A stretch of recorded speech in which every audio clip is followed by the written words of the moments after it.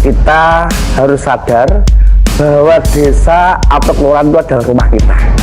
Jadi apa yang kita miliki dan apa yang terbaik untuk desa kita atau kelurahan kita, jadi monggo dan penuh rasa ikhlas kita berikan sebagai sumbangsih pada desa kita.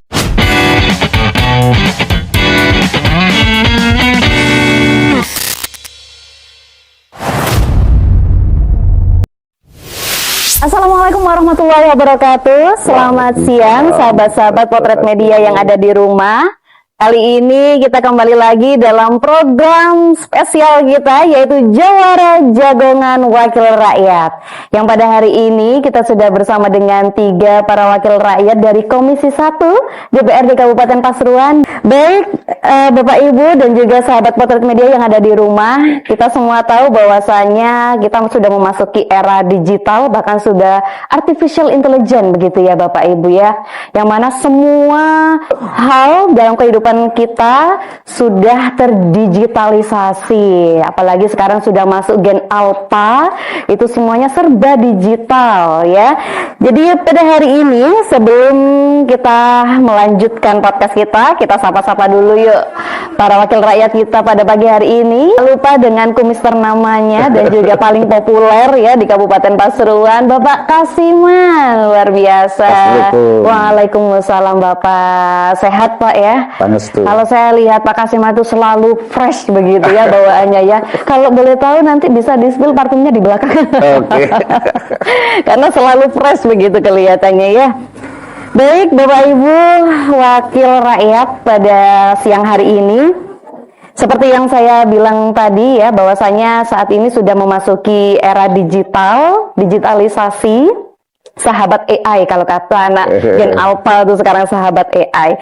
Kita akan membahas tentang menuju Smart Village, strategi Komisi 1 mendorong digitalisasi dan kesiapan SDM aparatur desa di Kabupaten Pasuruan. Jadi garis besarnya hari ini kita akan membahas tentang desa yang cerdas gitu ya, Smart Village. Nah, terus apa hubungannya sih dengan digitalisasi? Kenapa kok kita harus membahas hal ini? Nah, kira-kira pandangan dari para wakil rakyat kita tentang Smart Village ini seperti apa? Mungkin bisa dari Bapak Kasiman terlebih dahulu. Terima kasih. Assalamualaikum warahmatullahi wabarakatuh. Izinkan saya Kasiman dari fraksi Partai Gerindra, khususnya saya diusung dari Dapil 6, akan menjawab ya. Perlu adanya digitalisasi dan bentuk peningkatan SDM di masing-masing desa itu didasari yang pertama, yaitu perlu adanya suatu pelayanan yang sangat cepat. Yang kedua, perlu adanya suatu informasi yang terbuka. Yang ketiga kalinya, perlu penyampaian hal-hal yang bersifat publik itu tersampaikan dengan tuntas, karena ya keberadaan desa itu untuk diketahui masyarakat satu-satunya adalah dengan proses digitalisasi, serta perlu pelayanan yang menyeluruh yang tidak begitu ribet ya, cepat, tepat dan menyenangkan ya, itu dengan cara digitalisasi. Yang terakhir, desa itu perlu ditingkatkan perangkatnya, tingkatkan SDM-nya itu berdasarkan 3 ya. Yang pertama, untuk meningkatkan bentuk karakteristik ya, komunikasi dengan masyarakat, yaitu public speaking ya. Jangan sampai jadi perangkat itu mecucu ya. Karena perangkat itu juga pelayan masyarakat. Karena perangkat itu ya? adalah pelayan masyarakat ya. Yang kedua juga perlu ditingkatkan SDM-nya terkait, yaitu basic knowledge ya, pengetahuannya. Jangan sampai perangkat itu pengetahuannya itu malah gagap ya, gagap iptek, gagap informasi, gagap lain-lain. Nah itu kan tidak bagus. Oh iya, betul. Terakhir, perlu ditingkatkan adanya suatu interaktif sosial ya. Interaksi sosial. Jadi kalau bahasa kerennya di masyarakat adalah hubungan interpersonal dan terapeutika, ya, Luar biasa. hubungan saling percaya dan komunikasi, hubungan yang bisa memberikan solusi, ya, atau pemecahan suatu masalah di desa. Maka pelajarannya adalah smart village pada suatu desa.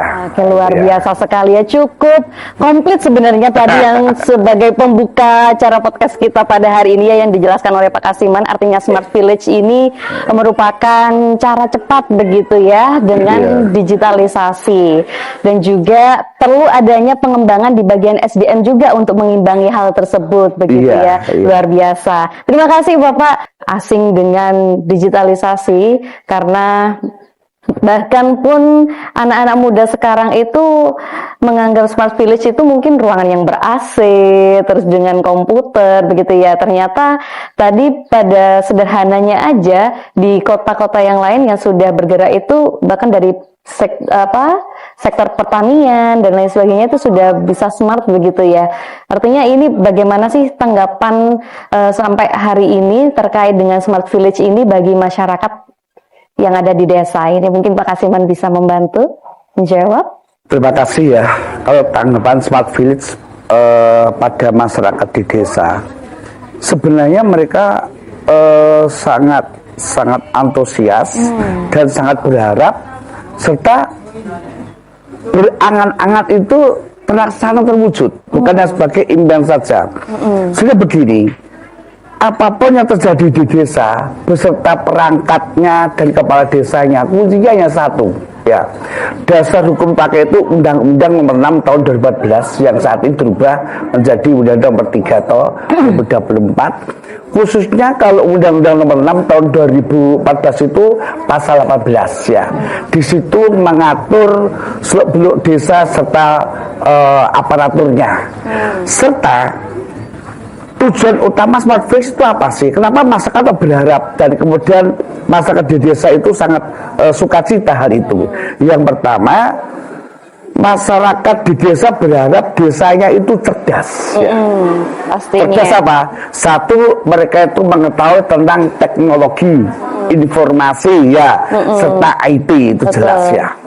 Yang kedua, mereka itu bisa menggali potensi yang bisa meningkatkan pendapatan masyarakat yang diawali yaitu pertumbuhan ekonomi yang nantinya mengarah kesejahteraan masyarakat dan lingkungannya. Nah, kembali ke masyarakat ya. gitu ya. Terus yang terakhir ya, ada yaitu suatu kiat, ya, kemampuan serta keinginan untuk menangkap potensi-potensi yang ada di lingkungannya serta potensi-potensi yang berhubungan dengan lingkungannya. Contoh ya, kebijakan pemerintah daerah tentunya nggak lepas daripada nawacita dari pemerintah pusat ya. Itu harus connect, dilihat. Saat ini bupati itu visi misinya apa? Program kerja andalan unggulannya itu apa? Ya, desa senangkap. Jangan sampai kepala desa mempunyai visi misi di dalam kampanye, ya, itu bertentangan atau nggak selaras dengan visi misi kepala daerah.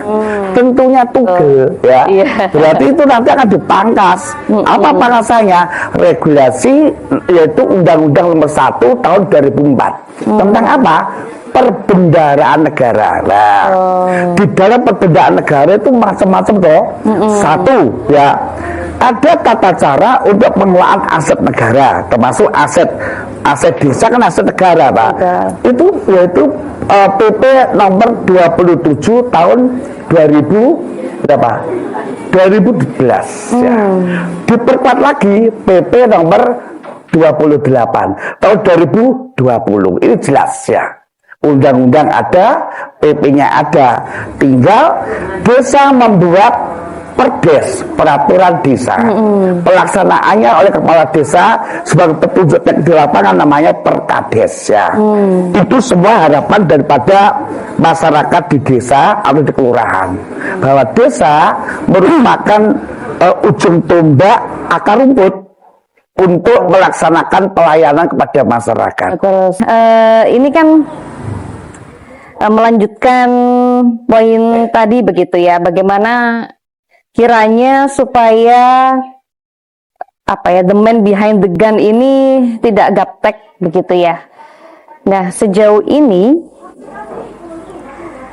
tadi yang sudah disampaikan adalah sudah terlatih begitu ya. Nah, ini apakah pelatihannya ini ada setiap tahun kah atau memang hanya ada di awal 2024 itu aja atau bagaimana? Ibu bisa dijelaskan. Dan itu memang khusus perangkat desa atau mungkin masyarakat secara luas itu juga bisa mengikuti pelatihan tersebut? Mungkin bisa dibantu menjawab mungkin dari Pak Kasiman. Terima kasih ya. Untuk pelatihan tentang IT, yang kayaknya yang dilatihkan itu bukan masalah yang mikro ya, atau apakah ya makro, ya bisa tidak ya. Karena IT itu pada dasar sekarang sudah konsumsi publik, bukan hal yang aneh. Betul. Hanya untuk bagaimana tata cara melayani kebutuhan masyarakat, khususnya pelayanan dasar, itu tentu yang dilatih adalah pejabat yang berwenang atau pejabat yang melaksanakan kewajiban tugasnya, yaitu perangkat desa ya, baik kaurnya yaitu atau mungkin pejabat ditunjuk oleh kepala desa untuk menangani pelayanan dasar masyarakat yang menggunakan IT ya. Dan pelatihan itu sebenarnya dari pemerintah daerah sudah dianggarkan ya, bisa dilaksanakan per tahun, bisa dilaksanakan situasional. Dasar hukumnya jelas ya, jelas. Dasar hukum yang dipakai pedoman yaitu bahwa pembina pelaksana harian ya, ASN atau perangkat itu adalah kepala daerah atau bupati, jelas itu ya. Tetapi di dalam PP undang-undang itu desa mempunyai suatu hak di dalam tata cara penggunaan anggaran, juga status desa ya. Kepala desa menganggarkan sesuai dengan persetujuan BPD tentunya yang namanya RAPBDes ya. Itu boleh kok berapapun selagi anggaran mencukupi ya, dan di dalam perencanaan itu dimasukkan SIPD desa ya, kemudian nanti diraningkan tentunya harus disetujui oleh BPD dulu ya. Itu untuk desa ya.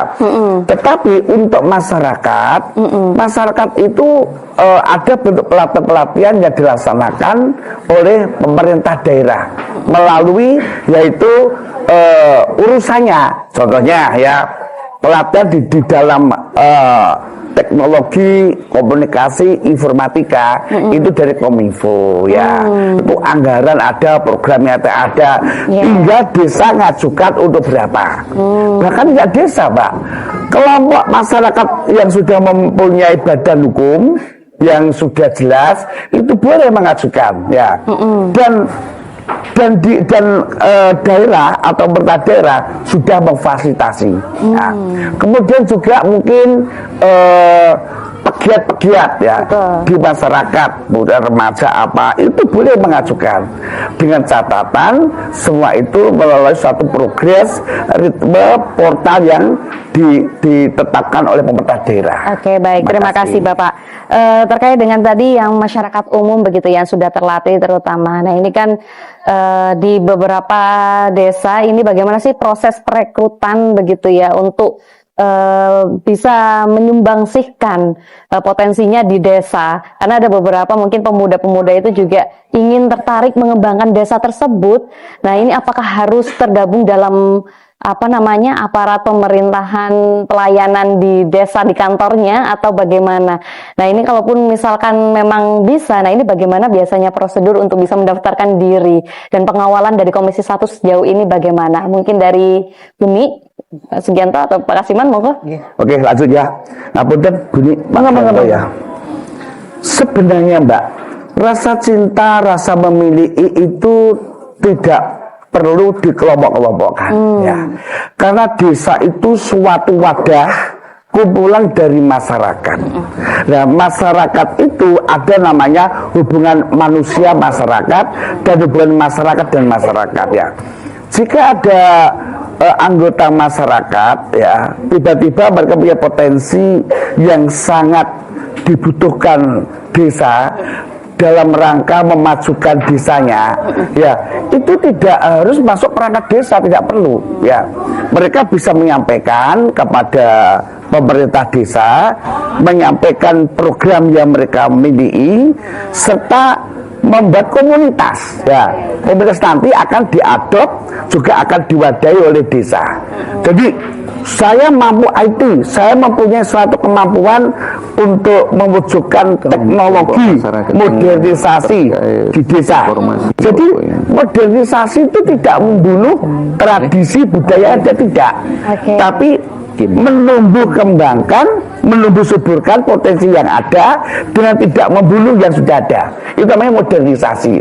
Dan itu jika disampaikan ke desa sudah yakin tidak salah. Ya, selain mereka masuk ke dalam perangkat desa. Gitu Mbak Yang. Baik. Alhamdulillah ini sudah berada di penghujung waktu podcast kita, begitu ya. Sebagai penutup ini mungkin bisa diberikan closing statement untuk teman-teman sahabat Potret Media yang ada di rumah terkait dengan Smart Village dan juga kesiapan untuk pengembangan SDM masyarakat yang ada di rumah dalam menjemput Smart Village di tahun-tahun berikutnya. Ini monggo dari Pak Kasiman terlebih dahulu, boleh? Terima kasih. Assalamualaikum warahmatullahi wabarakatuh. Khususan seluruh masyarakat Kabupaten Pasuruan, kita harus sadar bahwa desa atau kelurahan itu adalah rumah kita. Jadi apa yang kita miliki dan apa yang terbaik untuk desa kita atau kelurahan kita, jadi monggo dan penuh rasa ikhlas kita berikan sebagai sumbangsih kepada desa kita. Dan data-data pribadi kita tentunya juga akan diamankan, yaitu sesuai Undang-Undang Nomor 27 Tahun 22. Itu insya Allah di dalam pencegahan data pribadi. Yang kedua, ngapunten, kita sadari ya, apapun bentuknya ya, desa kita itu adalah awal dan akhir keberadaan kita dan keluarga kita. Untuk itu saya titip, kita bangun bersama, kita jaga bersama. Nanti ke depan Smart City, desa kita itu menjadi desa yang paling handal, paling hebat dan madani. Assalamualaikum warahmatullahi wabarakatuh. Waalaikumsalam warahmatullahi wabarakatuh. Luar biasa ya, Smart Village to the Smart City, begitu ya. Berawal dari Smart Village menjadi ke Smart City Kabupaten Pasuruan. Luar biasa, terima kasih Pak Kasiman sudah memberikan beberapa statement positif ya kepada masyarakat yang ada di rumah. Dan kita doakan selalu semoga Kabupaten Pasuruan ini terutama menjadi kabupaten yang semakin cerdas dan juga responsif ya. Kembali seperti yang Pak Kasiman tadi bilang, Smart Village to the Smart City. Sahabat-sahabat Potret Media yang ada di rumah, terima kasih sahabat-sahabat Potret Media yang sudah senantiasa menemani kita di Jawara Jagongan Wakil Rakyat. Saya Nisoma Sedatulina selaku host dari Jawara dari Potret Media.